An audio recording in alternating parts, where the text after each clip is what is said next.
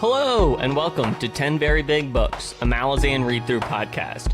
My name is Peter Bond, and I've read each book in the main series. However, my two co-hosts are reading the series for the first time. With me today is my friend and closest confidant, India Jones. Hello there. And Academy Award nominee, Joshua Dean Baker. Now, before I don't have anything good. I didn't read anything about the Academy. That was a good one. The nominations are coming out in like 2 weeks, so I figured we'd get it in early, project it forward, the secret. I like it. And what am I up for? Best supporting actor?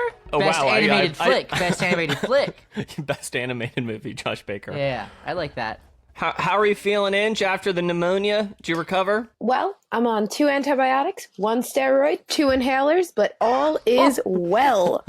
Holy shit. That's a lot of drugs, Inge. A lot of drugs all the time. So is it just like a bad cold? Like, I've never really had pneumonia. Well, it starts as the flu, which actually Yeah, that's what happened to me. damages your lungs to the point where bacteria fills your chest, a nice green mucus, and then you develop pneumonia. It sounds like a doctor politely explained this to you while you were in pain. Well, actually, I was shirtless getting a chest x-ray. Oh, solid. A perfect time for learning. It was. It's how I prefer to learn. Alrighty. Well, today on the podcast, we're finishing out Deadhouse Gates. So we're going to talk about chapters... Finally! I'm very excited to talk about the ending. Oh, damn, India. So we're going 19 to 20. Oh my god. All right, let's get started. Chapter 19. Coltane and the Chain of Dogs recover from the Battle of Vathar. However, they're still being pursued by Corblow-Dom. Sappers are adopted into some of the Wickens clan, and Captain Mincer is demoted with Bugle replacing him. At the council meeting, Coltane is unsure of his decisions. Diker and List leave the council and stumble on an ancient Jagged's tower, the home of List's guide across the river. In the distance, they see Shaikh Reborn's whirlwind. On the Ragstopper, Kalam uses a stone to contact Quickben. Quickben says the ship has slipped into a warren and there's magic afoot. They also briefly speak of the bridge burner situation on Genabacchus. Afterwards, Kalam finds Salk Ilan, who says they will arrive in Malaz City. Winds have blown them off course. Mappo holds Icarium's body and faces what to do with it. He deliberates over whether to give his friend over to the Azath, weighing what Icarium has done to Mappo and to so many others. The Trell decides to defend his friend from Tremolor and the Nameless Ones.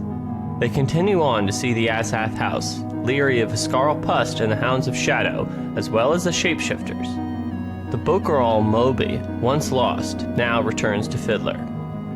The assault from the Shapeshifter grows, and Denrabi fall from the ocean. Apsalar tries to open the door, but cannot. Diker thinks of the Jagat and their ancient wars with the Talani Mass, contrasting the isolated, intelligent people with their dismissive view of the Talani Mass who sought war through their continents of ice. The Chain of Dogs then continues on, joined by more tribes as Corblow-Dom's army is now nearly 5 times the size of Coltane's.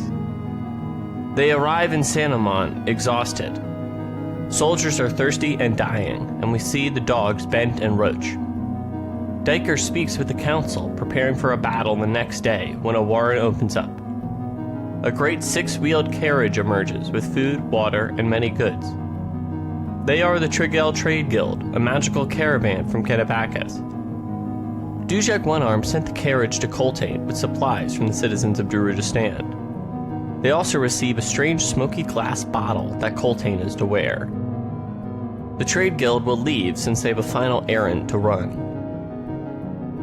After, Coltane and Diker discuss Dujek's motivation and wonder if the Empress and the High Fist are still in coordination. In the morning, the Battle of Sanamon happens. Coltane gives Diker the gift from Quickben, and meet the Kundral, to whom Coltane declares the Wiccans as soldiers of the Malazan Empire. The Battle of Sanamon occurs north of the hill, and Corblo Dom is eventually driven off. For now.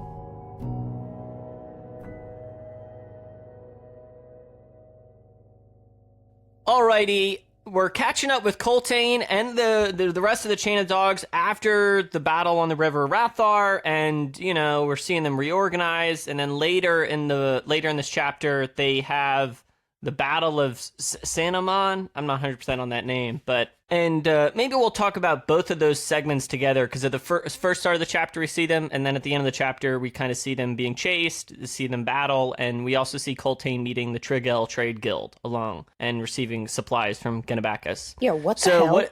Oh god, yeah, fuck that section. Oh, I have words. All right, well, Inge, what'd you think about this is one of our last times checking in on Coltane before they get closer to the Aren walls.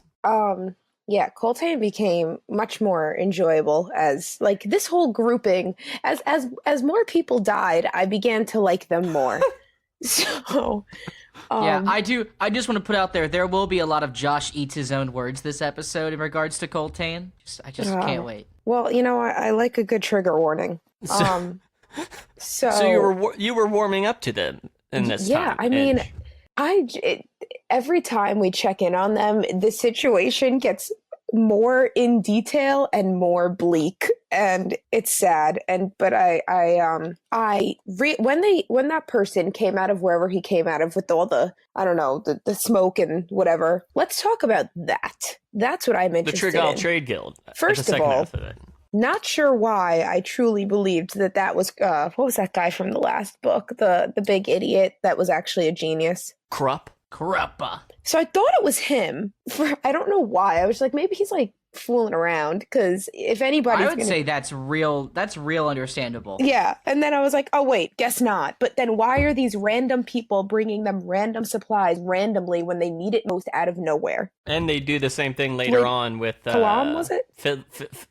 No, not Kalam. Fiddler with the ones, Fiddler's yeah, Fiddler. Can I briefly talk about this? All right. I just have 2 Josh, sentences. you can pop off if you want. Seems like you want to pop off. I want to pop off and say that this is maybe the most mad I've been in terms of feeling like there's no reason that as an author Erickson should be able to make this work, and then he succinctly does.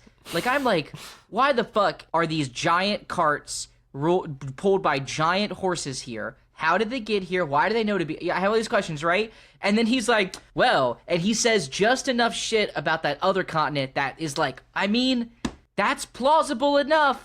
That would make these giant... And I was just like, I did not think it was possible that he could convince me that there's a real reason. And what's worse is I know the next book we go to Genebacchus, and we're gonna see him hire these goddamn carriages. Mm-hmm. Or we're gonna get a sentence, and that's gonna be worse. If we get a sentence, I'll be pissed. As I read that, though, I couldn't tell if they were being attacked, at the very beginning, or if...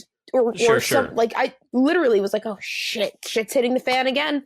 It's going, and then it was like, no, here are goodies. You're safe. I think I like the Trade Guild, and it's interesting that for a moment you thought they were attacking. Because they came out of nowhere. It's carts of things flying out of the back and coming from the back. I'm like, oh my god, not again. And I think for me, the reason it doesn't bother me, and it never has, is because ultimately it doesn't save the day. Do you know what I mean? I know we are not talking about the end of the book yet, but if this was the crucial linchpin that would have saved the chain of dogs, then maybe I would feel differently, Yeah, that's true. It in the long run, it doesn't do a ton. Yeah, it really doesn't. Do you know what I mean? It's still buck wild in the moment, though. They tried. They did their best. They did their best. Yeah, and there is, But, Josh, in the first half of the book, we also see Diker and List stumble upon the Abanon Jagat Tower that was guiding Corporal List along the way. What'd you think about this? And then they kind of had a little talk about the Talani Mass and the nature of the Jagat. It was honestly really sad. We've only met 2 Jagats so far, and it's clear that they have such power that, even if they were purely good, they could still just fucking wipe out civilizations, which is wild. Yeah. But this is the first time that we, like, I don't know, we don't really meet, but we, like, get a perspective into, like, you know, the fact that they're all kind of just sad and want to be alone because they have that immense power and they know how big of a burden it is. And that was really sad. And then to them be like, I was kind of confused. Like, it seems like they did not die peacefully, nor are their souls at peace, perhaps. Like, they might, I don't know. I thought that their souls are just, like, I didn't dwell on it. In peace. Yeah. It doesn't seem like many cool people in this series die and, like, actually get to rest in the afterlife. A lot of them just get fucked. Well, I think it resonates, too. It's some of the, like, the history of this land, like, has so many scars on it, you know? And, like, civilizations that have passed, you know? And I've pulled out a quote. Hit it. Pogroms need no reason, sir, none that can weather challenge in any case. Difference in any kind is the first recognition, the only one needed. In fact, land, domination, preemptive attacks, all just excuses, mundane justifications that do nothing but disguise the simple distinction. They are not us, we are not them. Yeah. There's a lot Powerful. of like life crisis going on for Diker, and it is so sad. And I hate, and he's always like, "No, guys, everything's gonna be okay." And then in his head, he's like, "Yeah, I lied, but I had to." And it's so shitty. He's like, "Yeah, nothing means anything, honestly." Our boy carries a lot on his shoulders. Yeah, our boy does carry the weight of history on him. He does, and he lets it be known any chance he gets. Yeah, that's true. Alrighty, let's keep on popping along. That is my name. Let me try again. Okay, I'm ready.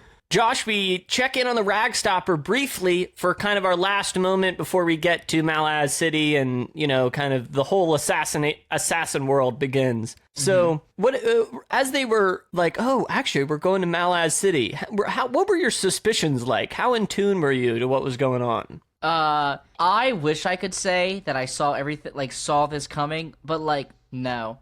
I really didn't have, like, any of this clued in. I was kind of just along for the ride, much like Kalam was. I was surprised Kalam used the stone to talk to Quickben, though, because he already used the one super powerful thing that was, like, getting into the Warren. Was this a one and done stone? Didn't he break a stone or something to get this connection to happen?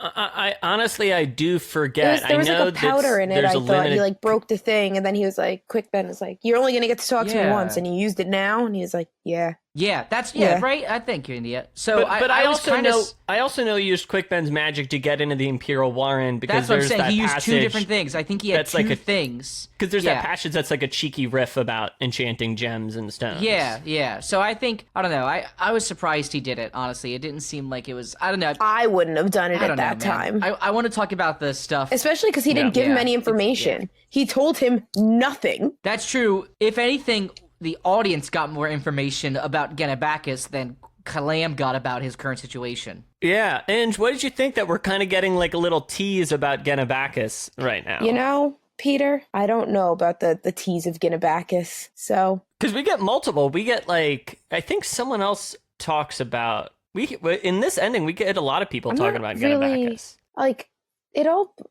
I don't really know the difference between... I thought we were already there, to be honest, in the first book, so it's funny that you're telling me we've never been there. No. Oh, we have okay, been there. Okay. We have been there. I thought we have. I just kind of like that, I don't know, I like that it's being referred to. I don't like that. I don't like that. I don't like things where it happened. Like, can't we just move on? You know, we're in a different story now. But I know it's a theme in the book. I know it's going to keep happening. All right. Well, let's move on. And Inge, let me ask you this: we find Mappo finally kind of faces his own challenge and decides not to surrender Icarium over to the Azath house because they literally have codependency issues.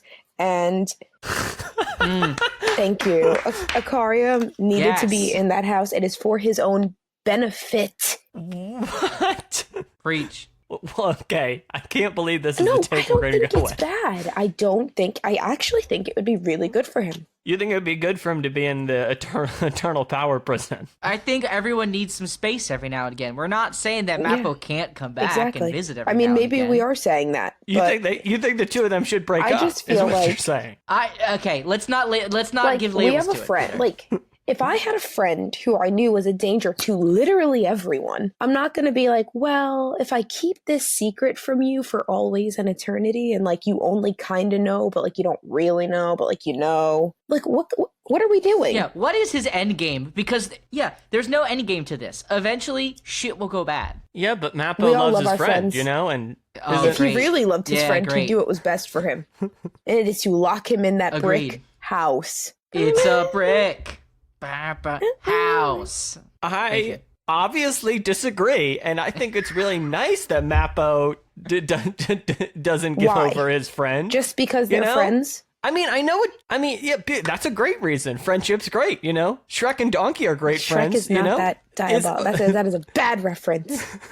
Yeah, dude. Shrek just wants his swamp to himself. And maybe Icarium he's just not out wants here the swamp destroying of his civilization. To be honest, if Icarium knew what was good for him, he would know that it's best for him to be alone. I thought that he was supposed to like solitude. In Icarium's defense, he doesn't know that he does this shit because it's been hidden from him by his, I'm gonna say it's Stockholm Syndrome best friend. It's Stockholm Syndrome. There is, I would say, an unethical element to the memory thing, for sure. But you know, Mappo didn't cause him to have his memories be that way, you know? Yeah, but he maintains it. Mm-hmm. Like, Mappo's guarding Icarium from the Azath at that point. You know what I mean? Yeah, and we're saying it's a mistake. But you know what? All right. No, wait, before we keep moving, though. Because Icarium is like, before they go in, he's like all gung-ho, like, yeah, I'm going to go in and I'm going to stay there. And then they like knock him out. But when I woke up, I think I would have went back. You would have went back to what? My Azath house and just said,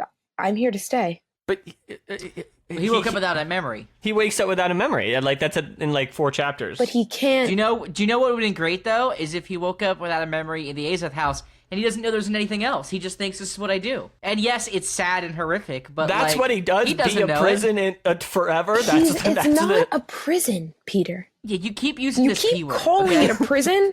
And it's more of a house. It's more of a humble abode. Have you thought of it as like a timeshare opportunity? I like the timeshare spin. However, you know, if you're saying what's the end game to them wandering around forever, I don't know what the end game to putting Icarium in the box forever is. It's not. I do. He dies eventually. It takes a long time. All right, well, let's keep things going. Let's talk about it in the next chapter. I don't know. I can't wait until we get to the chapter 21. Yeah, we got time. Fine. Chapter 20. Sauk Ilan suspects Kalam is headed back to kill the Empress. Sauk thinks they're being tracked through a warren, and at midnight they will reach Malaz City. In front of the Azath, Fiddler fails to open the door as well. Icarium wakes and wants to join the battle, but Mappo stops him. After Moby touches the door latch, the group falls into Tremolor. Icarium is limp. The Scarlpust enters the house alone, and Fiddler discovers a Forkrell Assail corpse on the ground. This Azath is similar to the Deadhouse in Malaz City. The Scarl thinks they must give Icarium to the Azath when the Trigal Trade Guild appears and delivers a package from Quickbent. And then they are gone. Fiddler finds many munitions in the box, and Apsalar deduces that Moby is actually the disguised form of a great demon. Apsalar says they all want to travel through the warren to the other Azath houses. And at the bottom of the spare case, they spot the unconscious body of Dasamaltor's daughter, placed here after the first sword saved her from Hood.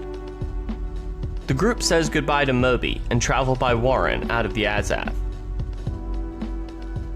Corblodam's army besieges Coltane's as they both continue to march, Malazan and Wiccan soldiers collapsing and dying along the way.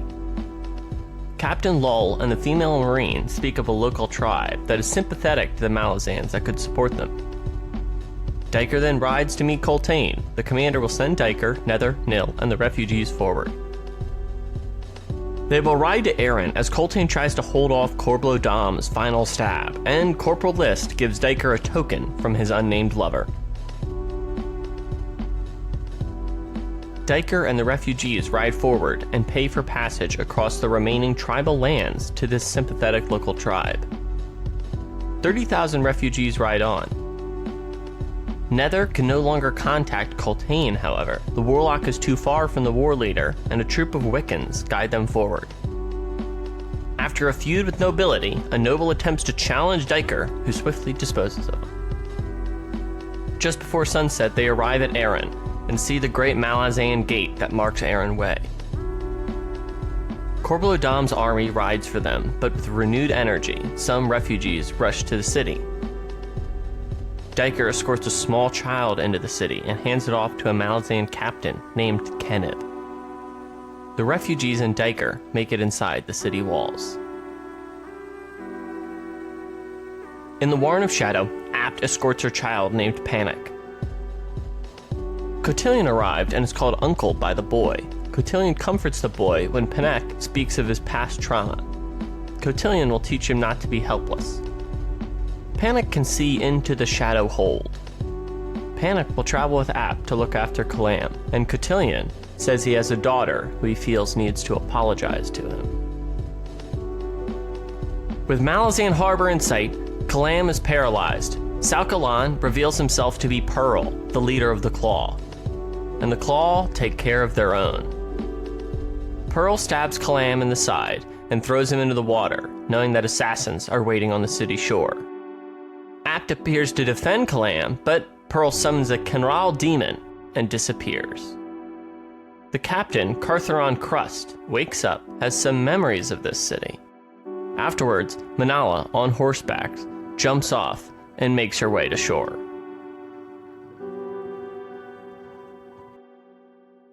All right, to tackle this a little bit out of order, because we just were talking so much about what's going on in Tremolor. Let me ask you this, Inge. Let's take the Kalam part of this chapter first. So, in chapter 20, we see Salk Ilan's true identity to be revealed. Kalam gets stabbed and thrown overboard. Did you see it coming? What did you feel? Let me know what you think. Okay, no. So, we all knew that something was up with Salk. He was a lot. He was weird. He was mysterious. He came out of nowhere. He was extra for sure. He was too good to be true, if you ask me. A little obsessed, a little weird. So was I surprised it was Pearl? Yes. Was not even thinking that could be Pearl, but I did know that it would be something bad. I just thought that his name was probably still Sulk. Mm-hmm. But it turns out, that he's a claw, the red person. No, he's a claw. He's a claw. But a red claw. Red. No, not red at all. There's no color. He was friends with Lestara Yill, who's a red blade. The red. Oh, yeah. Frickin' Lestara. Okay, yeah. What a worthless character she was. So, that was kind of surprising. And then they threw him overboard, which I thought he died, even though I just don't know how this man he doesn't die. He's a burly boy. I think, didn't he stab him in the stomach or the chest? So I thought that when he threw him overboard, he was like, okay, you're gonna. He gets stabbed in the side, and Salk and Pearl, who's good at stabbing people, I guess. Mm-hmm. He does it on purpose not to kill him, because he's like, all the assassins in the city are going to be waiting to kill you. Yeah, you're going to have to swim, then you'll get there. Because they take care of their own. That's their thing. They kill bad assassins. Okay, stupid. Stupid. He should have just killed him when he had the chance. If he was going to. I love Kalam. I love him. I know, but I mean, from if I were trying to kill him, I would have killed him right then and there. Yeah, and the let the other assassins kill him plan didn't really work out. Now, did it? Yeah, no, it didn't. It didn't go according to plan. Did not go according to plan. I did after that when when Apt and Panic. Oh, you should have heard me recording the summaries. I could not choose a way to pronounce the name. Panic? Panic? Which one's that? Panique? That's her little son. Her little son. Oh, yeah, her boy. Friend. Her young boy. Pick a pronunciation. Yeah, I'm going to say Panic. I'm going to call him the Cyclops. Cyclops, good. I just love when they talk to each other. I guess Sulkila and Pearl had a demon come to take down the rest of the rag stopper. Yeah, man. And Panic's listen, you're gonna die. This is not a good look, demon. He was like, all right, Mom, let's get him. I loved that. That was my favorite. Josh, well, 2 questions. Did you see the Salk reveal coming? And then Also, before Apt and Panic kind of show up to save the day, we see them have a conversation with Cotillion. So maybe thoughts about both of those. I'll go with the Cotillion one first. Sure. Uncle I didn't Cotillion, understand anything that went on with that. And then at the end, when we meet a Cotillion again, it did all make sense. But at the time, I was like, what are we talking about? Why are you so weird and edgy? Why does it make sense? Oh, I'm glad you can explain that to me then. It's going to take a bit. It's the reveal at the end. It was weird. I don't even know what daughter he's talking about besides maybe Absalar. I have a great quote from Can't be Panic. Absalar. Oh, I know what it is. Wait, I know what it is. Okay. I'm looking at our thing. I do think, Peter, I don't know if you can tell me this yet. Cotillion is talking with Apt and Panic, and Cotillion mentions a daughter. Okay, later, there is a girl in the Tremolor house. Is that the daughter of someone important? It's the daughter of someone important, but it's not Cotillion's daughter.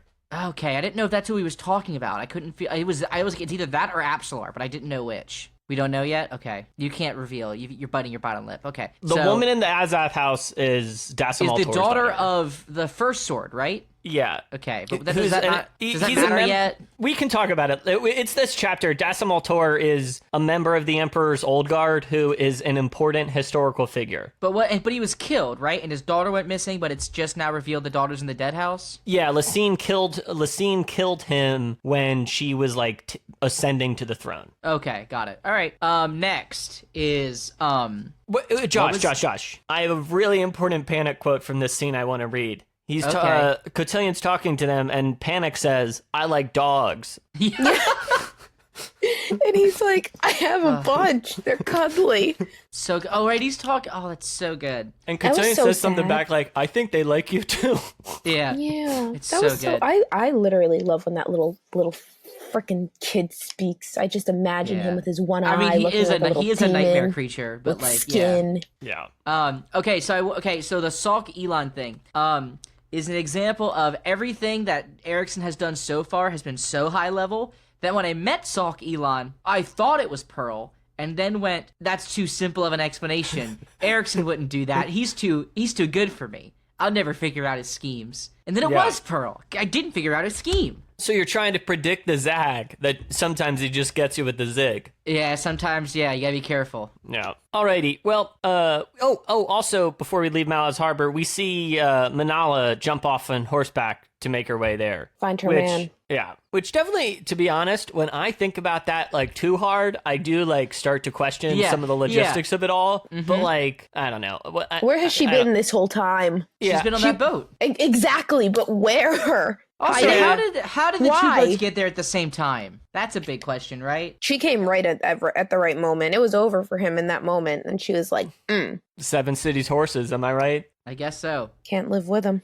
Alrighty, well, before we get all the way back to Tremolor, since I guess we're kind of taking a non-chronological route through the chapter, we check back with Coltane's army. As Corblo Dom's army has grown, they're like chasing them, and Diker goes forward with the refugees, passes through some local tribe lands, and gets the rest of the refugees to Aren, along with saving a young child along the way, and meeting Captain Keneb in Aren. Yeah, I forgot who Keneb was, but I remembered the name, but I still don't know who he is. He was the captain who traveled with Kalam across the desert. Oh, yes. Okay, that makes sense. He's Manala's brother-in-law, I guess. He's healed. Yeah. Oh, that's beautiful. It would have been nice to remember that when I was reading it. So, okay, yeah. I feel like a lot happens there.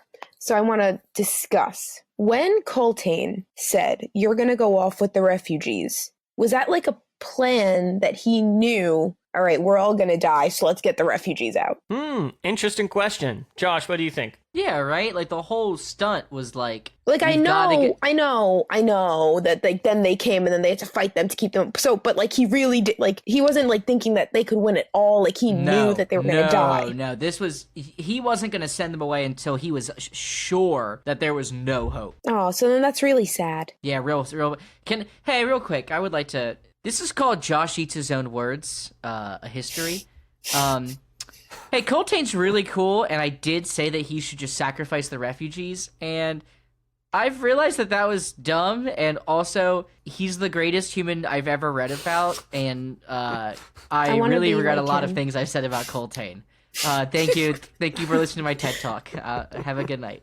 Redemption. Well, I'm glad you've seen the error of your ways. Yeah. I would feel, I don't know how to follow it, but I'll say this. I would feel like, I don't know if he knew he was going to die when he sends the refugees forward, but like, I'm sure he understands that things were in a dire position. If that makes any sense? Do you know what I mean? Yeah. That was sad. Okay, well, all right. And cool. We haven't even talked about Diker says goodbye to the female Marine he had a fleeting tryst with.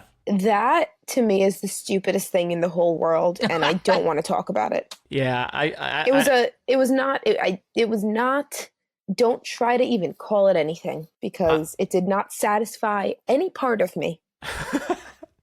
I do know what you mean. It is like, I don't exactly know why that's in here, but, you know... like, I guess, do you know what I mean? Diker can have a sex life. I'm okay with it. I don't know why, you know. It's just not, it's so irrelevant that the female Marine doesn't have a name. Yeah. That's just how. She puts her name on the paper, right? He never looks at it. Well, not in this life. All right. Not in any life. Well, we don't know yet. Alrighty. Well, Josh, how'd you feel about seeing this? How are you? Let's get into headspace. How are the two of you feeling at this point, vis-a-vis? Like, because this is our last time before we really see Coltane die, and then stop. Yeah. That's so sad. Spoilers. You really said that like it didn't even matter. All right. That was horrible. But how did you feel at this? Like, I'm trying to get into the headspace, you know? Paint me a picture, Josh. Of what? Like them leaving? Well, how are you feeling at this point? Were you like, oh my gosh, they're going to get there and things are going to go great now? No, I assumed that Coltane would instantly fall and that Duiker wouldn't make it into the thing. Mm-hmm. So that was my thought. Yeah. Yeah. Alrighty. Well, I guess we can talk more about the end of the Chain of Dogs in the next chapter. Yeah. But inside Tremolor, the Trigal Trade Guild arrives, gives them some junk, and then they see Dacimaltor's daughter, and then they also see that the Azath is going to be able to kind of teleport them, is the word I want to use, but I know that's kind of, magically move them around the world, you know? Mm-hmm. Go ahead. How'd you feel about learning this, Inge? Let's talk about this Azath house. Sure. Why are they going there? What do you mean? Why did they go there? Why did who go there? Why did all of Fiddler, Mappo and Icarium, kind of, but not really, Absolar, Croak? Fiddler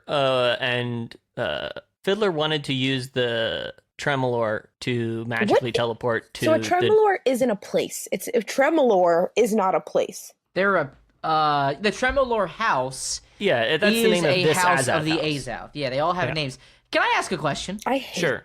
Who names them? I think a naming committee formed by the local government.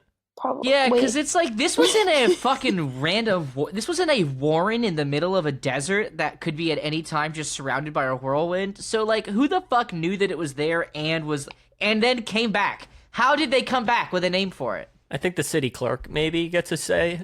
Oh, is this... You have to go to the registrar for this? Yeah, you have to go to the Is this what a comptroller does? I've been wondering. That's actually what comptrolling is. It's who gets to name your local Azath.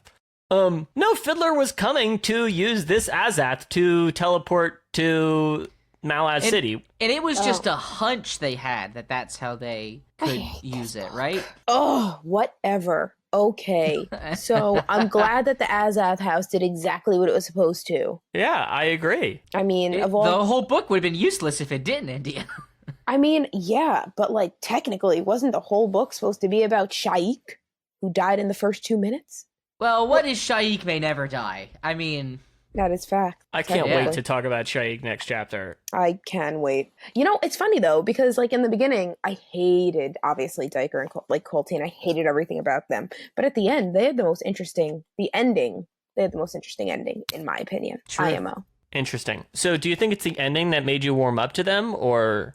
I feel like he really left me no choice with how in detail he went about how all of them brutally died. Yeah. And just how that got rough. Loyal and noble they all were until the very fucking end.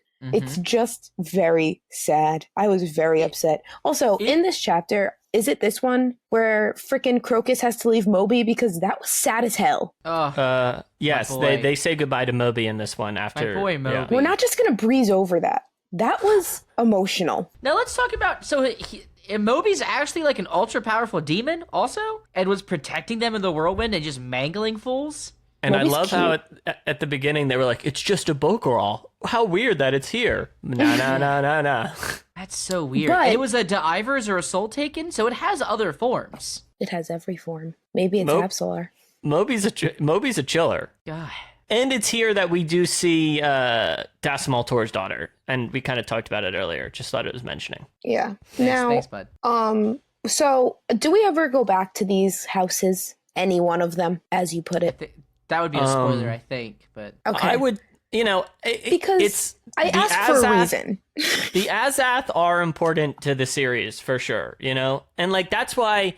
Especially at the end of Gardens of the Moon, when the Azath kind of just shows up, Yeah. Like this, after reading the whole series, it's like, oh, well, of course, it like, I don't know, you understand what Azath are more, so it makes a lot of sense. But you see how at the climax of this book, the Azath is really important again, Yes. Mm-hmm. They're important to the series, for sure. I only asked because of that man that came out to talk to Moby, and they were like, they think you're alone. Well, but that was like the armor, right? That was weird. That was weird, but I liked it because he wasn't one alone. Of the Azath? Just weird, just very odd. This is just an odd. I don't even want an explanation. I don't even care. I kind of like it. It's so dreamy, That's one way of looking at it. It's not the way I would, but I think it's in the next chapter when they're walking on the big mosaic floor and the indifferent dragons are above them, or maybe that's later on. That's weird. That's trippy as shit. It's all kind of trippy, and that's I feel like whenever I think about Tremolor and this whole Warren area, I don't know, it's all kind of just in this like almost psychedelic blur in my mind, Mm-hmm. What you're telling me is I should read this medicated. Yeah. I don't. Well. All right, Christ. Moving right along. I guess you did finish the book medicated now, did you though? I guess technically you could say. No. Alrighty. Let's get into it. Let's talk about the next chapter. Chapter 21. Felison watches over her army with her wayward orphan. Haboric arrives and warns her of Lorik, one of her new High Mage counselors. Haboric asks why and how Dryjna brought her to this point. Felison says the journey was hers alone, and not all mysteries can be unraveled. Felison knows about Corblodam's army and is expecting Tavor. In Aren, Nether and Diker rush to the watchtower. Highfest Pormqual watches the gate, along with the Gistal priest Malik Rel and a stressed Malazan commander named Blistig. They watch as Coltane, Bolt, and a few remaining Wiccans and Malazans desperately ride towards the city. Highfist Pormqual could act, but he refuses. Rebel forces descend, slaughtering the Malazan soldiers. Bolt is pinned to the ground and killed, and Coltane is swarmed by enemy soldiers. Coltane is nailed to a cross alive, and the mage chemist Relo attempts to massacre the crows that are flocking to try and take Coltane's soul. From the city wall, a Malazan soldier named Squint is ordered to end Coltane's suffering. An arrow is fired and strikes Coltane dead. Coltane's soul rises, crows swarm his body, and when they leave, the body is gone. So, before we talk about the Chain of Dogs ending, it's worthwhile to briefly touch on a subject that Felison and Haboric talk about.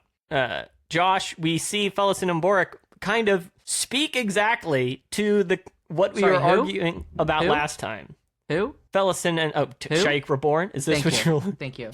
The god is formerly known as Felison. We see the two of them arguing, not arguing, kind of having a discussion about how they arrived here and the Whirlwind Goddess. What did you think of this conversation? It's bullshit. Okay. She is bullshitting. I agree. It's bullshit. What do you mean? There's not an answer. There's not the journey was hers. No, it's bullshit. She doesn't have an answer. Shaik got in her, and there's no real answer as to when or why. You do believe Shaik is in her now? You do believe that? 100%. Yeah, she's seen shit. Like, she was in the last chapter, she was seeing shit. She controls this world. Like, Shaik's definitely in her body, but like, how? Why? What's the agreement? Why is Shaik not completely taken over her conscience? Habora, I got this quote. Now you speak of fate, argue with your fellow scholars. And, this comes at the end of their conversation, and I think it's interesting that, like, I don't know, it just goes back to when, like, they're talking about Shadowthrone's motivations earlier in the book, or later on with some conversation between Kalam and Manala, and that's when Erikson is bringing in the meta discussion of the story into the characters' mouths. Do you know what I mean? So I think it's very interesting to have Haborik be here and be like, oh, well, wait a second, how much of this was fate? I already stated my opinion. We don't need to argue about it again, especially since the two of you are wrong. But, okay, yeah. I like when Haborik asks her, hey, so when did you become Shaik? And there's not an answer. When, at what point was it when you were here, or you were here, or you were here? And she's like, fuck with me.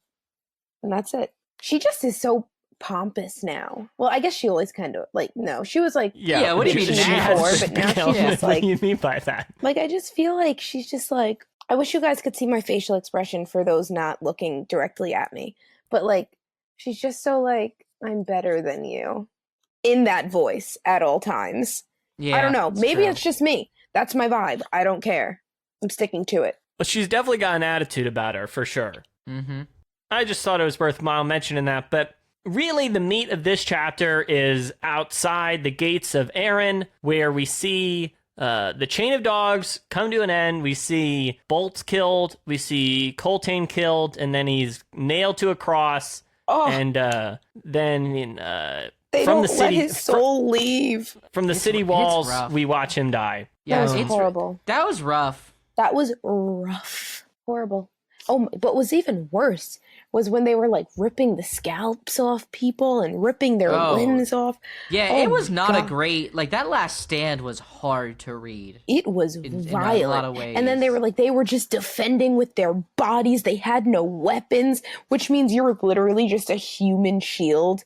Yeah. Dude, I was shook. Yeah, it's terrible. And then the freaking High Fist who's like, yeah, we're not going out there. Fuck Are you Pornquist. Kidding? That dude's an asshole. He's a fool. He's not an asshole. He's a fucking You're idiot. Right. He's an idiot. I got a lot of words for him. They're all not nice. Yeah, Diker said them, We don't even need to say them. Yeah, Diker speaks a little truth to power later. Yeah, I mean, it's almost tough for me since it's been a while since I read this passage for the first time, Mm-hmm.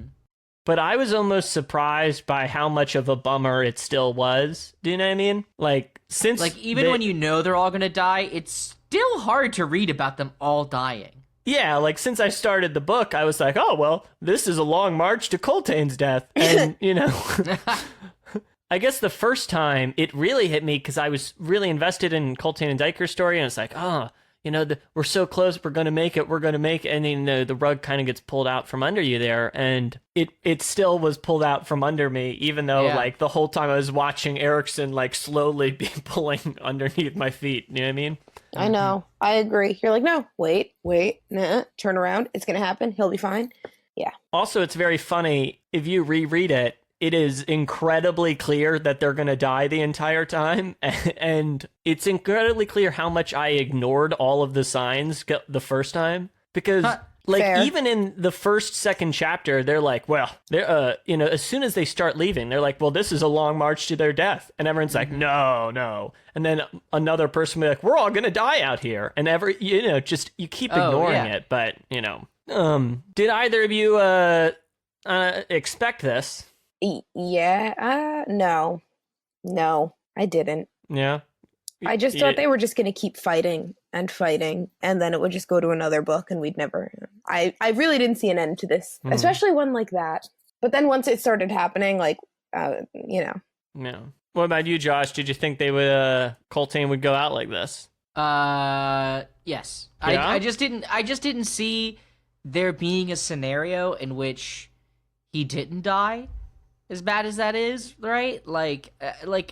Because he set himself up as this incredible leader, leading from the front, like always putting himself in the line of danger. And it really felt like at some point, I honestly thought he would die in a much less dramatic way, like far earlier, if I'm being honest. So like the fact that he held on and had this glorious, like insane end is honestly, I thought was almost like, it was almost cliche, but like, I mean, it was just so brutal it couldn't be cliche, you know? And there was nothing, there wasn't a lot honorable about his, you know, it wasn't this triumphant, like, thing. It was kind of just dark and brutal and awful to read. He died like everyone else.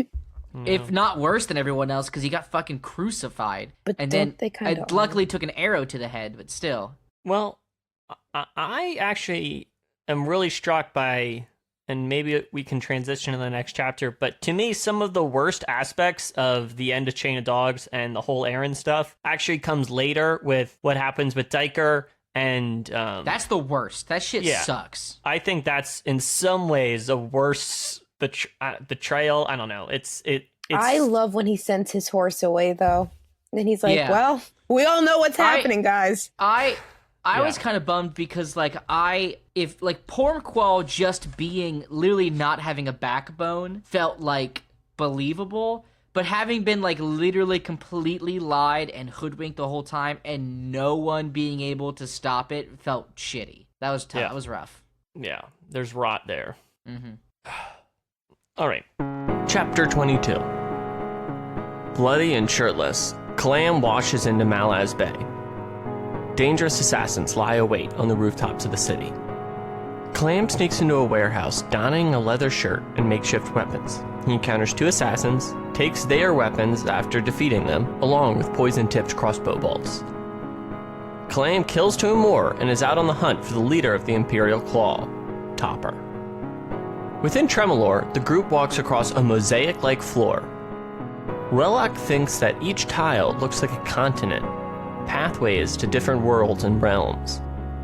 They find one missing tile, an abyss lies underneath. Ascarl says that Shadowthone tried to bargain with the Azath over Icarium, but the Azath house was silent. Mappo is still unsure whether he broke his vow when not surrendering Icarium. Then, both Mappo and Icarium fall into darkness. Apsalar tries to grab them, but is pulled back. The group continues to walk through this strange world. Above them fly 3 indifferent dragons. At Aren, Corblo Dom has made camp out front of the city walls and celebrates their victory over Coltane. Commander Blistig's soldiers are feeding and healing the refugees. Malazans are distraught over the slaughter at the gate. Commander Blistig asks for Diker's account of the events. The noble Nethapara has shared his account, which blames Coltane for the death of thousands of refugees. Malak Rel thinks they should attack Corblo Dom before Tavor or Shaik arrives to reinforce the battle. Duiker rushes to the High Fist, saying they must wait for the arrival of Adjunct Tavor. Pormqual dismisses him, saying that Duiker and the Warlocks must follow them into battle before their arrest. Malak Rel gloats, and as the noble Nethapara comes to, Duiker strikes the man down. Pormqual's army rides out into a basin, quickly falling into a simple trap by the rebel army. Malak blames Duiker, who cannot mount a defense, before Malak Rel convinced the Fist to have his army lay down their weapons. Duiker sends his horse back to Aren, and the army disarms as the rebels have surrounded them. Malak Rel offers up the Malazans and Aren to Shaik's forces. Corblo Dom and his mage, Camist Relo, greet the commanders. Duiker, however, speaks up, saying that Commander Blistig will be able to hold the city until Tavor's arrival, and Malak Rel strikes Duiker. The historian falls, the smoky bottle breaking on his chest. Corblo Dom speaks of his impending battle with Tavor, and then has High Fist Pormqual decapitated. In front of Aren, the remaining Malazan soldiers are dragged to cedar trunks and nailed to them. Duiker is the last to be nailed, and has visions of his dead friends to see at Hood's Gate, and he dies. To pick up where we left off, we were talking about the rot and in Aren, and in this part, we see this more clearly demonstrated as Malak Rel kind of is demonstrated to be a huge piece of shit, is the term I would use. I'd say it's fair. He kind of, he's like, well, wait, we should go attack him now. And then, Pormqual rides up, they send their horses away, and, and then, Diker gets crucified at the end. Yeah, a horrific slaughter. Yeah, it's a big ol' slaughter. So, Josh, how'd you feel about kind of seeing kind of the internal reasons for the politics of the slaughter and kind of seeing this betrayal in a way?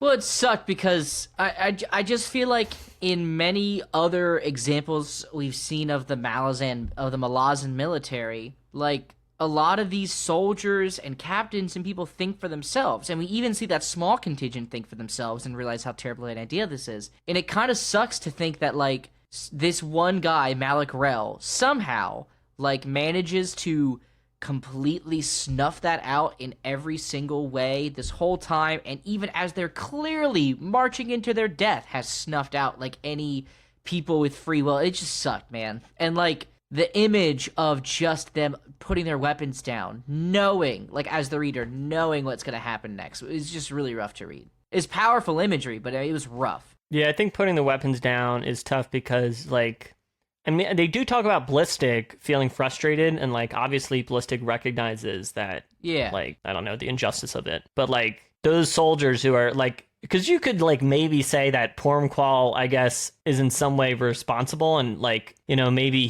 his death is his own fault in a way. Oh, but, like, all those soldiers under his command, that's Pormqual got off easy. Screw that dude. Okay, I'm not defending him, but what I'm saying is... It sounds like you're a Pormqual apologist, and that's a tough stance to take. No, what I'm saying is the soldiers under his command are like, he's also responsible for their death, and that's even more unjust, Yes, for sure. India, how'd you feel about seeing these forces march out and then Diker meeting his own crucifixion? I was sad. I think that if I were that army, I would have said no. Their blind loyalty is fucking stupid, and it's like addressed multiple times how they're like super loyal and they just do whatever whenever someone says it. And I'm just like, guys, you had to know that when you put your weapons down and you literally were circled and walked to them, that it was game over. And then to add insult to injury, they didn't just kill them. They literally tortured all of them. Yeah. Fucked up. And then poor Diker had to watch like 10,000 people, however many it was, be strung up and like, crucified, only to be at the end when he was already a broken man, literally had nothing left, and thinking that he had seen everything and he'd never felt more agony in his life to be like, I thought that until I started to be crucified. Yeah. That was truly sad. That was so bad. I was so upset. So it sounds like, I mean, because you weren't always a Diker fan in a way. Shut up. I don't know her. I don't know that woman. I'm changed. You're a changed woman. Something I really like about this section is that when Nethpara, the total piece of shit noble, is like, well, actually, Coltane's responsible for all the deaths, Screw that dude. It's very interesting that then, like Diker's account as a historian is called on, and it is one of those things how it's showing how events are informed by the people witnessing them, and history is shaped like that, Mm-hmm. So I don't know. It's kind of an interesting way to bring his job as a historian into the plot, so to speak. Do you know what I mean? Also, he kills Nethpara, which is like so good. Very metal. It's very funny. I've never liked to read about somebody's throat being crushed more in my life, and their head snapping back. Amazing, beautiful, beautiful visuals as always. Thank you, Erickson. One of the few good parts of the before, the mass crucifixions. Wait, so he said that he saw a Jaicut ghost and then he died. What's that about? Well, he's like obviously dying, but well, in my mind, it's like calling back to when he's thinking about the Jaicut and the pain they've suffered from the kind of hatred and wars against their people, and I think in my mind, it's kind of him recalling the suffering and kind of the agony that was never let go. Yeah. I didn't think of it like that. And then he saw his unnamed lover. He was excited to see her. Ugh. That's so sad. Let's move on. This really put me. This was. We're gonna be able to ramp up. I know it's kind of a nadir, but before he left, it's worth mentioning. I guess I just learned that word today while teaching a class. That's so funny. Tell me the word. Nadir. I was teaching about writing counterpoint, how a good cantus firmi typically has a climax and a nadir, and I had never heard that before. What is it? It just means like a low point. Yeah, low point. It's the opposite of a climax, basically, like the lowest point. That's funny. I felt like damn. What? Josh said opposite of a climax, and I just felt like there was some joke to be made. I know. But I didn't want to say it. I didn't want to. It's I was like, edging. I'm too mature to make this joke now. It's called edging. We can all be adults. I just didn't. There's something funny there, but I'm too much of an idiot to think of those one thing. So, anyway, but I'd be remiss to mention that Pornqual gets decapitated before we leave. Blistig remains in the city, and Malik Rel kind of joins his fellow rebels, so to speak. Although we see them speak later on when Shaik revives, right? Because I don't think Fullison comes until later on. She comes at the end. Yeah. Her name's Alrighty, Shaik. so let's leave Aren and the slaughter at the gates to talk about inside Tremolor. We see Mappo and Icarium fall into darkness after they're kind of walking on this long thing, and then Apsalar and Fiddler keep on going. Any thoughts about this, or are we just still, I don't know. I mentioned that I like this dreamy section. Josh? Wait, sorry, what section? We're talking about them being in Tremolor. Oh God! That was weird. It was kind of like almost like one of my nightmares, like the idea of like endlessly walking with no destination and just like no sense of time around you. Like it's kind of real fucked up and trippy. I mean, it was again a very evoking image. And like that first time when Iskarol Pust just vanishes.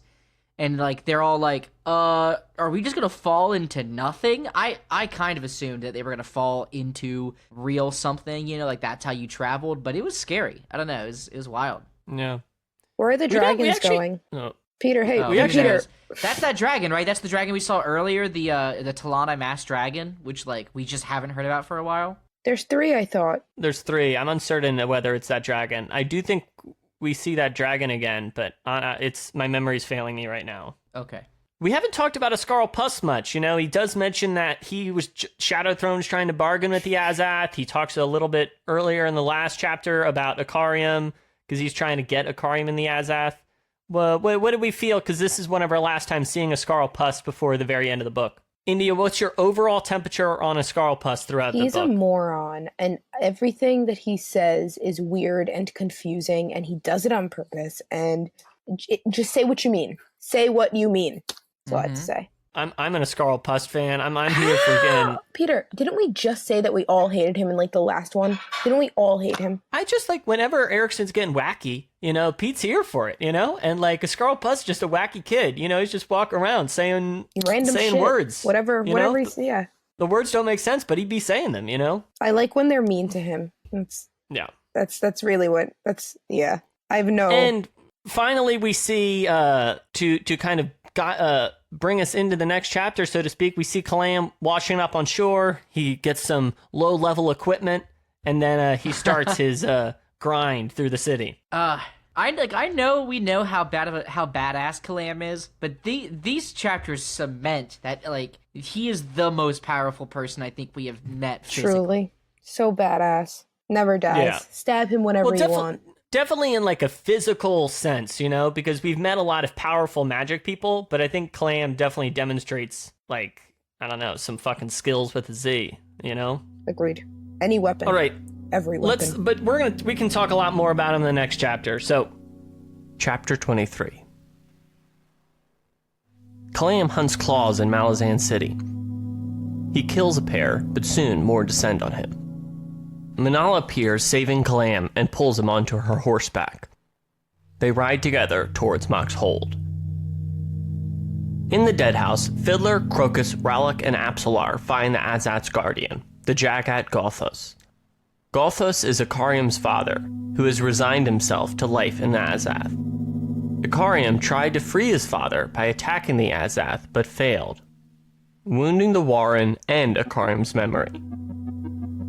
Gothos speaks of the Nameless Ones, who had truly destroyed Mappo's home in order to coerce the Trell into becoming Icarium's watcher. The group steps into Malaz City, where they meet Apt and Panic. Panic will guide them to meet Kalam at Mock's hold. Manala and Kalam are magically drawn to the old keep. Empress Lysine invites Kalam into the main hall, asking why the assassin wants to kill them. Kalam speaks of the old emperor, the bridge burners, and the slaughter on Genabacchus. Lysine does not evade, but offers answers. She explains that she only ordered Tayshrin to kill Sari, and not the bridge burners. Furthermore, Duzek and Lysine have conspired together, and the outlawing of the bridge burners is a ploy so that Duzek's army can remain safely on Genabacchus and make allies. Lysine took the throne from Dancer and Kellenved since the Empire needed more from them. It was not a personal choice. Lysine also claims responsibility for the murder of Dacimal Tor. Kalam sheaths his weapon and spares the Empress. Manala is disappointed and they escape into the city.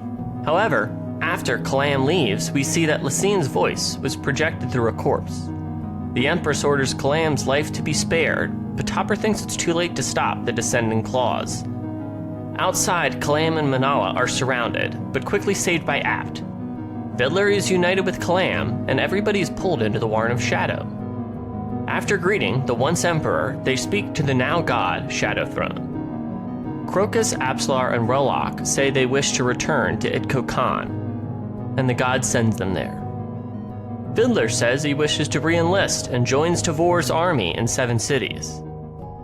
And Kalam is shown the thousands of children saved by his command.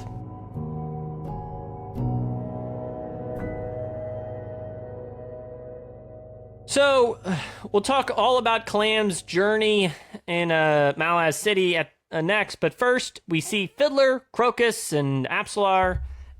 We see them meet the Azath's guardian, the Jagat Gothos, who is Icarium's father, and he talks kind of about how Icarium's memory was wounded and kind of a little bit of history that we now, as the readers, know about Mappo and Icarium that they didn't learn, so to speak. How'd you feel about learning all this information before they kind of leave the Azath and get pooped out into Malaz City? I thought that was super random, like extraordinarily random. I didn't understand until you read the summary that, like, did he or did he not, Icarium, does he or does he not destroy things? He does destroy things, 100%. But he did not destroy Mappo's home. Yes. So we can finally kind of talk about this. Josh said last episode that he thought he had a picture of it, but he was just missing a few pieces. And it's at this point that we kind of see the whole picture that the Nameless Ones actually destroyed Mappo's home. Yeah. And then was like, yo, Mappo, Icarium did it. You should be his guardian. And Mappo's like, okay, I guess I have to now, you know? Why Mappo, though? Like, what? So random. So are all Trell this kind of ageless superhuman, or is Mappo special? Great question. Trell definitely have physical differences.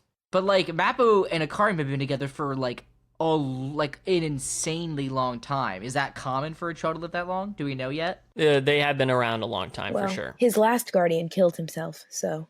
Yeah. No. Was his last guardian a Trell? No, not that I know of. How'd you feel about learning more about this backstory between them and learning about how Icarium wounded his memories in the first place? It's very sad.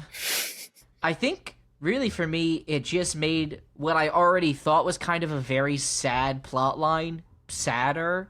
Like, I feel so bad for Mappo. Icarium I feel bad for in kind of like this almost like childlike way. Like, I feel bad for him as if like, I don't know, like in a parental sort of way. So he should be put in prison forever? Is that what you're saying? His dad's in prison and his dad is happy. Oh, okay, India, let's back up on that one. That's not a great take. I don't know if we want to, if that's the argument we want to make. He likes his solitude. You guys are missing a very, very blatant point about these people. Oh, come on. I don't love. Okay, I'm gonna back off.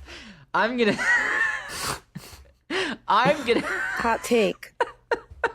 Okay. I mean, listen, I understand your point about maybe the Jaggeds like solitude, but I don't think they like prison. He literally kicked them out of his house. He wanted to be alone so bad.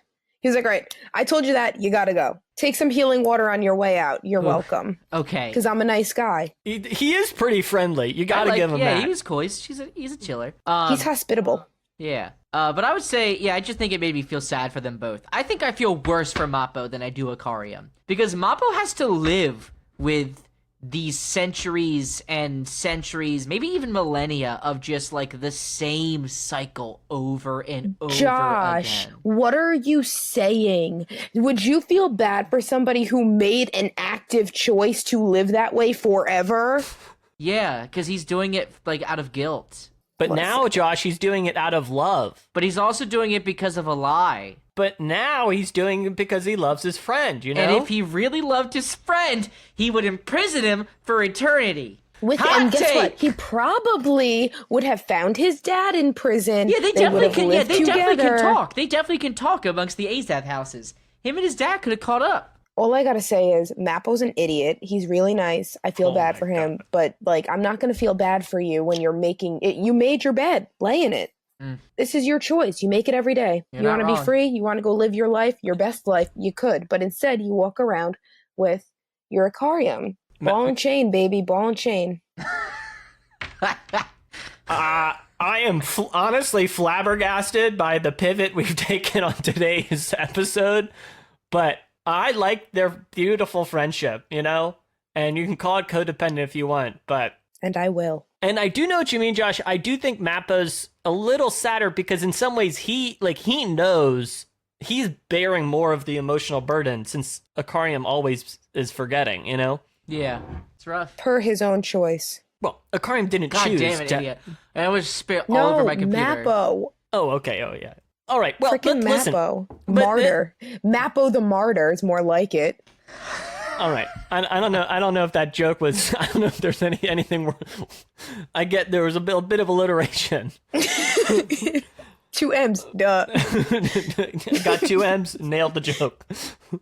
All right. And then they kind of they get out into the city and they meet Apt and Panic, who's going to guide them to see Kalam at Mock's Hold. And Josh, we see Kalam fight his way through the rest of the city. He meets up with Manala, and then he finally confronts the Empress Lacine in Mock's Hold. And Lacine lets open the gates, lets out the secret, and Kalam spares her life. So what did you think about this?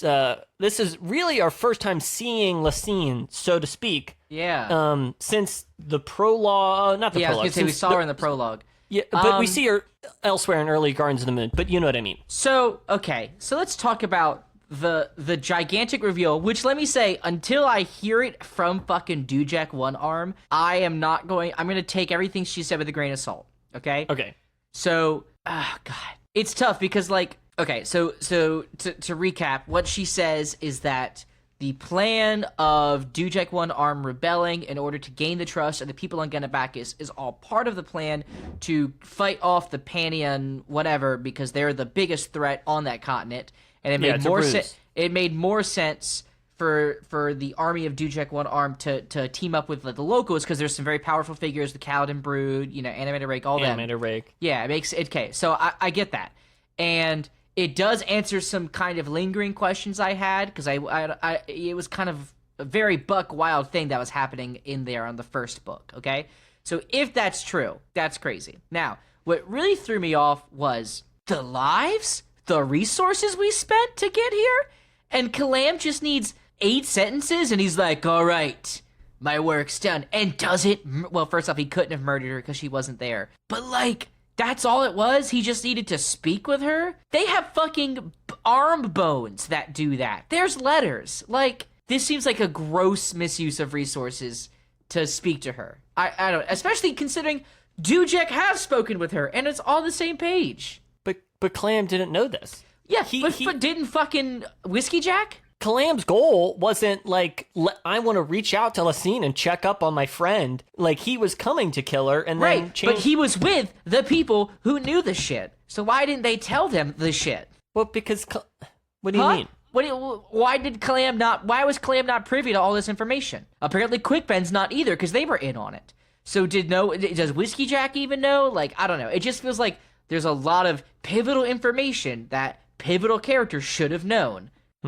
You think Kalam should have been privy to these plans? Yeah, he's like the single most powerful human being that we've met. I don't know if I would say that, but human know being in terms of physical strength and like ability to kill people. India, how did you feel about Kalam learning all this? I'm gonna be honest. Okay. I'm gonna be honest. Okay. I realized none. I read it. I did not listen. Oh. I read it, and I did not get that. I literally didn't know why he spared her life. I remember I read all these things about making connections and this and that, but I didn't realize what you just said, Josh. That's pretty fucking wild. Yeah.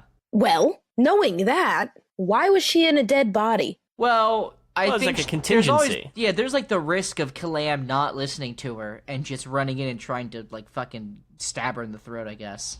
But didn't she say that he recognized that she wasn't her? Well, because she was in the dead body. Correct. So, but if she had been even there, if he did want to kill her, didn't she think that he realized that she wasn't her? But didn't you just ask why she spoke through the dead body? I thought she was dead, but you just confirmed that she's not. Oh, no, she's just talking through a dead body.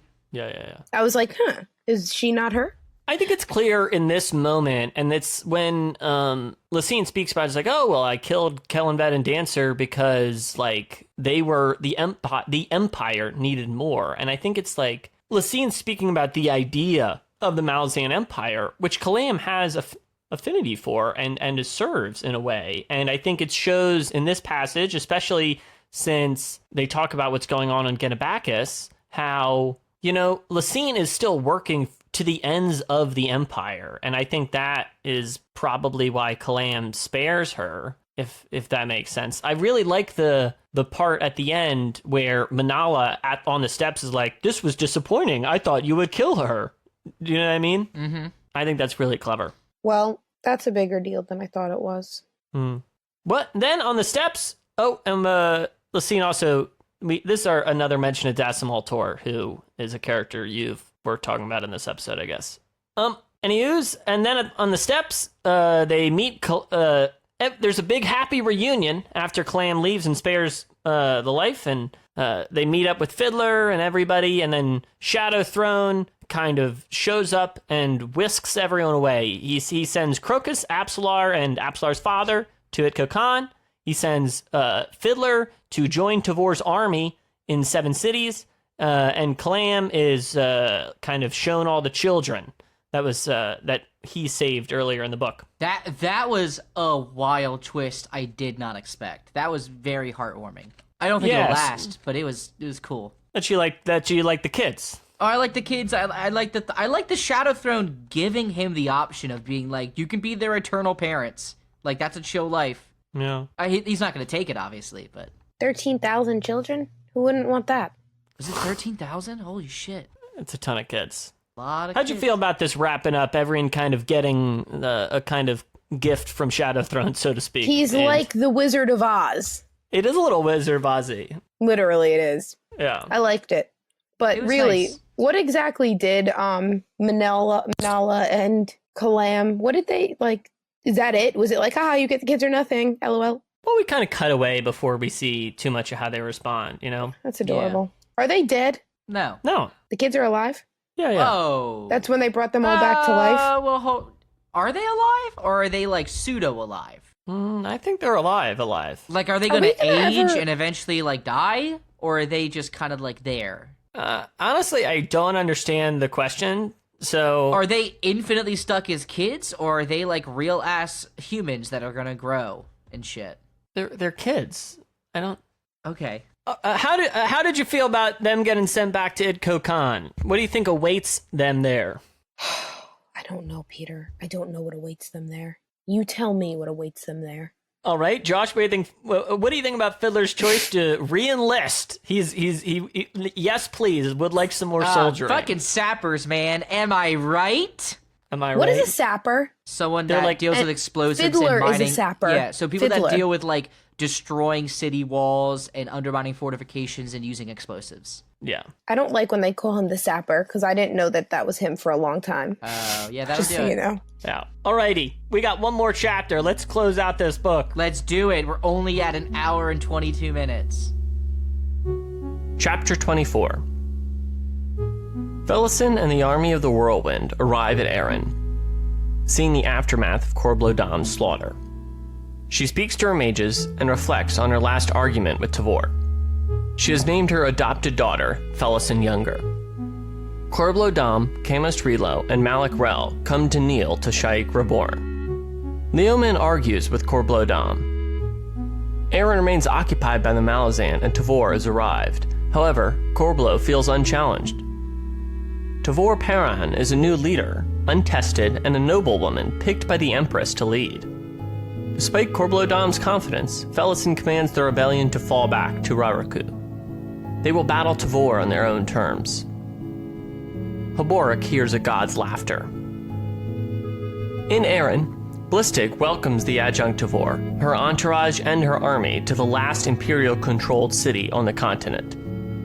Mappo and the unconscious Icarium lay still on the outskirts of the city.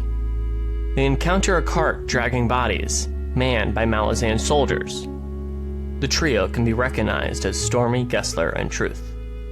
They are out looking for Diker amongst the crucified, but haven't found him. Mappo rejects an offer to go into the city of Aren, but does offer healing elixirs to revive the two dogs, Bent and Roach. Ascarl Pust returns to the Tessum Temple and meets a D'Ivers woman of spiders named Megora. Two Bokaral are sent by the High Alchemist Baruch and find the lifeless body marked with a smoky glass bottle. And the two familiars take Diker's corpse. Finally, Icarium wakes. He remembers chasing a demon in the morning. Mappo tells him just a day has passed. The trail watches his companion sharpen his sword, and then they travel westward. In the epilogue, on the Wiccan plains, crows call, and a barren womb stirs.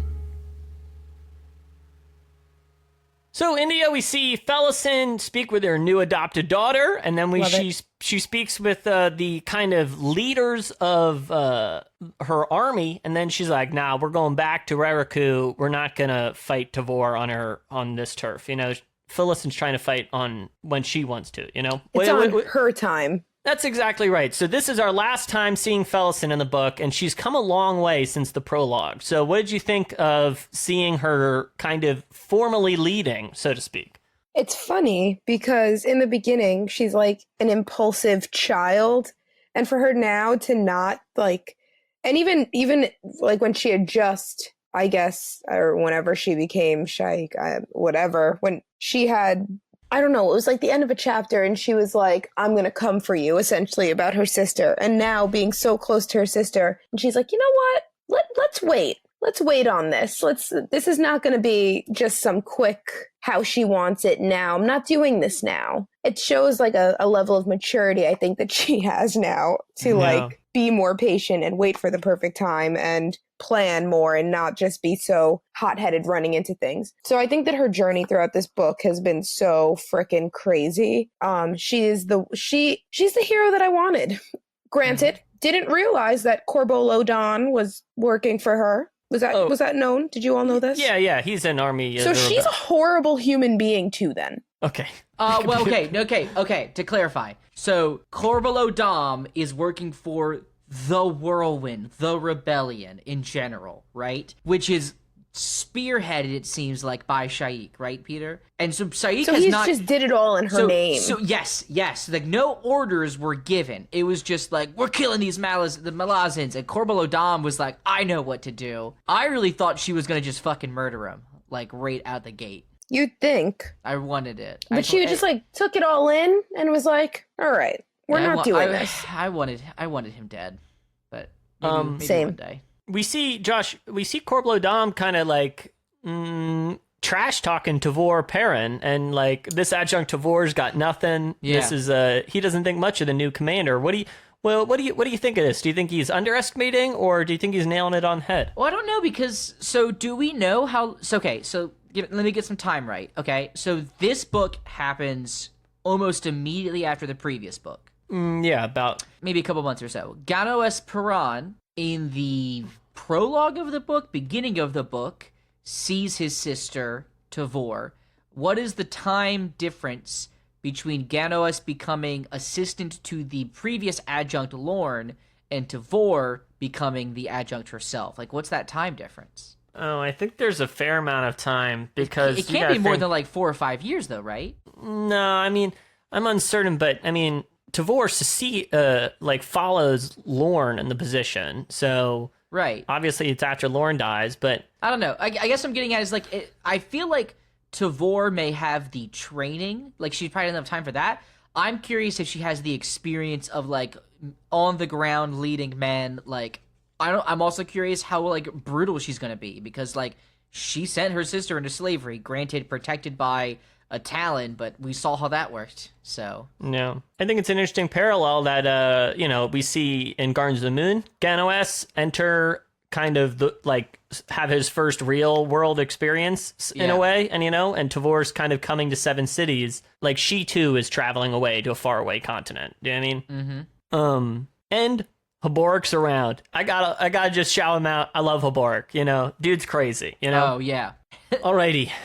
In Aren, we see Blistic welcome Tavor, and we see her army show up, and they're kind of bolstering down in Aren. Yeah. That wasn't very eventful. No, I think we're kind of closing scenes as we're kind of leaving Seven Cities, knowing that we will return to it. Do you know what I mean? But yeah, and I do wonder does she have any idea of like what went down? Right? Do you think she knows what happened to her sister? Like, there's no way. Just no about the 7th. Yeah, I don't think so. I don't. So she's like coming out of this not knowing that like almost everyone is dead. Oh, about like the fate of Coltane? Yeah. And everyone else. I would assume she's landing without the knowledge of the end of Chain of Dogs. Yeah. And is she in the next book? Damn it. You wouldn't know. You didn't read the books, right? Out front of the city gates, we see Mappo and Icarium, and the Mappo's coming too. And I didn't bring it up because I guess I was waiting for this time, but we see him use the last 2 healing potions on the 2 dogs who are friends. I haven't brought him up the rest of the time.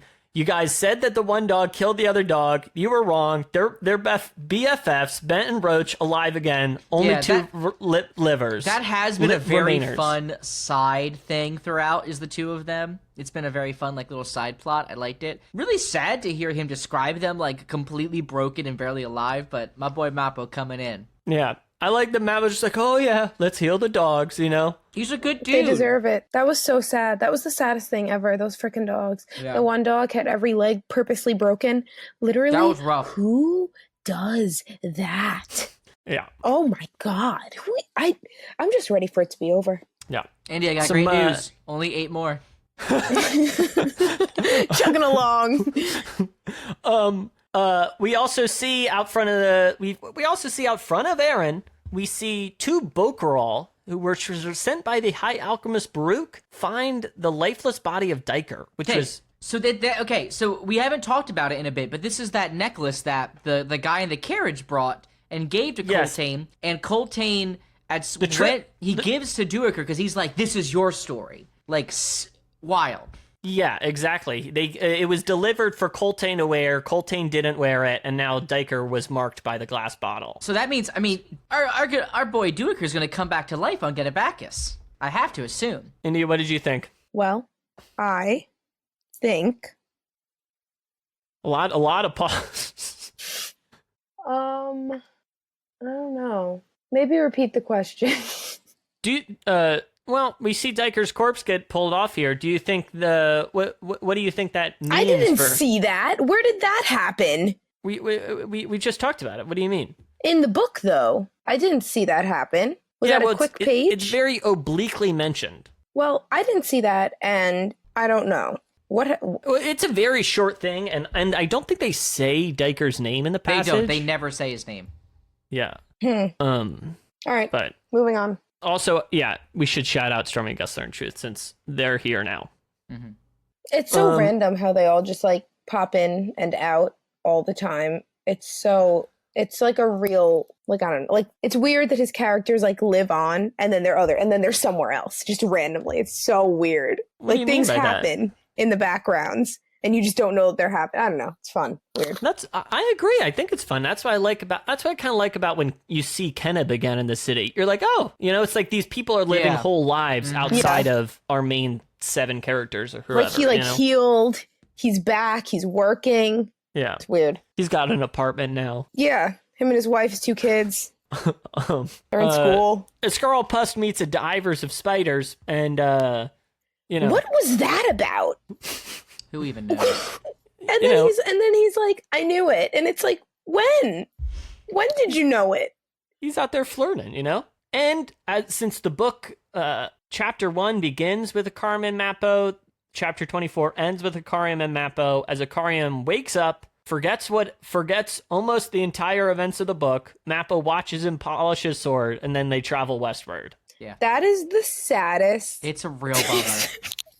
It's a real fucking bummer. Can you imagine how annoying it is to live months, years, centuries, and then just be centuries? Like, it's all, and then I don't remember what happened for the last. His life must be horrible. Mappo, I mean. Yeah. I would have left his ass in the Azath house. It's very interesting that, I don't know, it's very sad. Yeah. It's so sad. And he's like, hey, how about we walk here today? And he's like...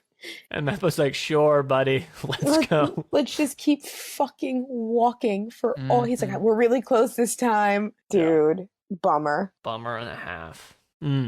Finally, in the epilogue, we see on the Wiccan's plains, crow's caw and a barren womb stirs. Powerful.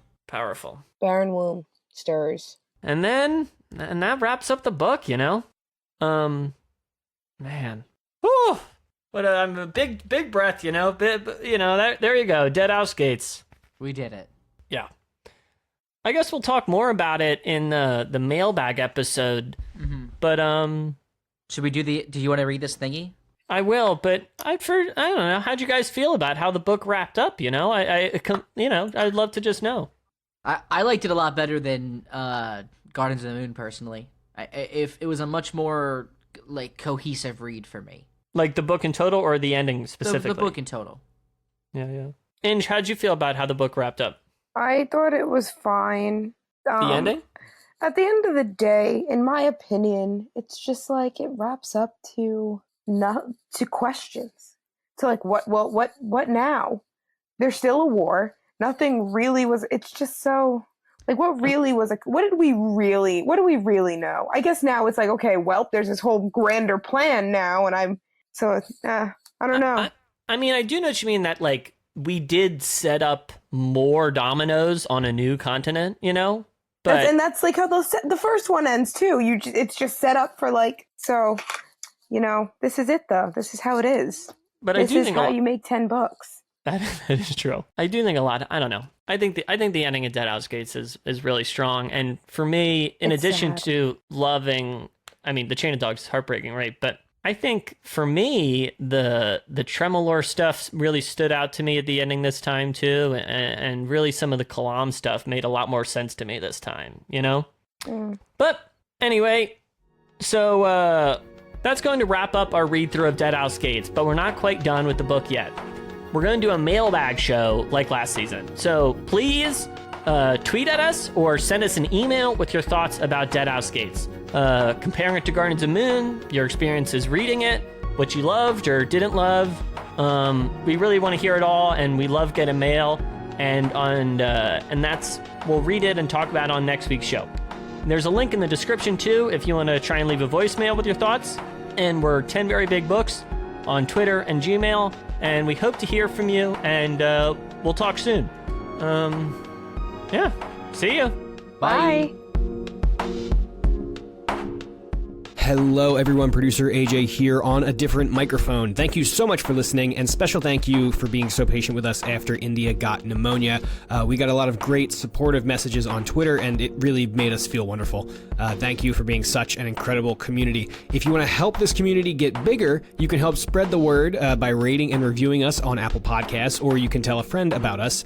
Like Peter just said, the next show will be a mailbag show, so if you have anything you want the trio to talk about, you can email us at 10verybigbooks@gmail.com, or you can tweet us at 10verybigbooks. You can also send us a voice message that we can play on the show. You can find a link to do that in the episode description. And as always, thank you very, very much to Dan Gesrick for making our spectacular logo. You can find him on Twitter at Dan Gesrick for the hottest Jared Leto v. Joaquin Phoenix Joker takes. And of course, the Jellicle music in today's episode is by the one and only Amaranthin from their album Simulant Rain, which you can find along with their other music on bandcamp.com. Seriously, go give them some love. They're both supremely talented and deserve your attention just as much as Pete, India, and Josh. Links to their pages will be in the show notes, and 10 Very Big Books will be back on January 24th with their mailbag episode. Don't forget to send us your questions and comments, and thank you so, so much for listening.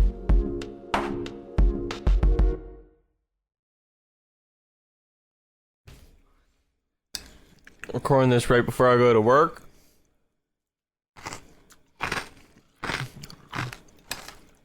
And I'm eating yogurt.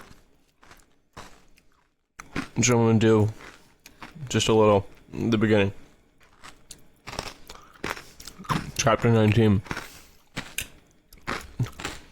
Coltane and the chain of dogs recovers from the Battle of Athar. However, they're still being persuaded by Corvo Dom. Alright, enough of this bit.